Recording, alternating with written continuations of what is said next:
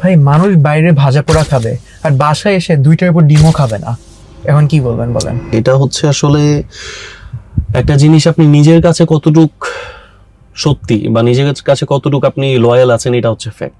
আপনি যখন কোথাও জিমে যাচ্ছেন বা আপনি হেলথ নিয়ে চিন্তা করতেছেন আপনার, যে আমি আমার হেলথ কনসিয়াস হবো একটু, আমি আমার হেলথটা অনেক বিগড়ে গেছে, আমি এটাকে আবার সঠিক রাস্তায় নিয়ে আসবো, এটার জন্য সর্বপ্রথম প্রমিস হচ্ছে আপনার নিজের সাথে, যে আমি দিন শেষে নিজের কাছে সৎ থাকবো, আমি সারাদিনে কি করতেছি বা কতটুকু ডায়েট নিচ্ছি এই ফ্যাক্টটাতে। দেখুন, একজন ফিটনেস ট্রেনার হিসেবে আমার কাছে নানান ধরনের ক্লায়েন্ট আসে যে ভাইয়া আমার ওয়েট অনেক বেশি বেড়ে গেছে, তো এটা আমি কিভাবে কি করব। তো যখন তাকে আমি ডায়েট চার্ট দিচ্ছি, যখন তাকে আমি ওয়ার্কআউট করাচ্ছি, ইন দ্য মিন টাইম সে ওয়ার্কআউট শেষ করতেছে, ওয়ার্কআউট শেষ করে সে নানান ধরনের পিজা বা জাঙ্ক ফুড এইসব জিনিস ফাস্টফুড খাচ্ছে। এগুলা খেয়ে সে এন্ড অফ দ্য মান্থে এসে বলতেছে ভাই আমার তো ওয়ার্কআউট করতেছি, আমার ওয়েট কমতেছে না, আমার বডি ফ্যাট লস হচ্ছে না।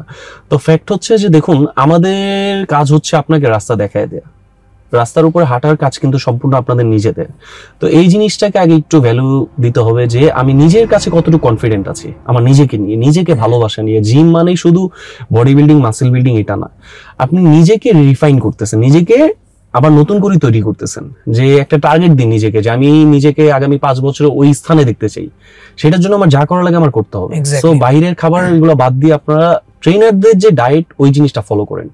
এক্স্যাক্টলি, এই জন্যই আপনারা অলওয়েজ একটা জিনিস খেয়াল রাখবেন, জিম করলেই বডি হবে না, বাট আপনার জিম করার আগে আপনার আগে ফার্স্ট অফ অল ঘুম ঠিক থাকা লাগবে।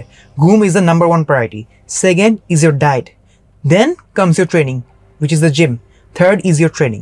So firstly sleep, second diet, then is your gym, that's it. এই জন্যই এভাবে করে আপনি আপনার বডি বিল্ড করতে পারবেন if this threes are aligned. Thank you.